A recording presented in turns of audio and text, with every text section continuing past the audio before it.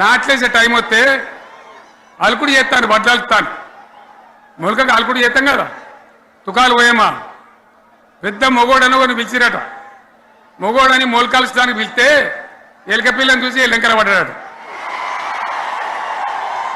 ఇక మా అంత సిపాయి లేరు, మేము తెచ్చే ఇస్తాం, 6 సందమామలు పెడతాం, 7 సూర్యులు పెడతాం అని నమ్మబలికి ప్రజలను దగా చేసి మంచిగున్న తెలంగాణ నాగం పట్టించి ఓట్లు వేయించుకొని ప్రజలను మోసం చేసిండ్రు, దగా చేసిండ్రు.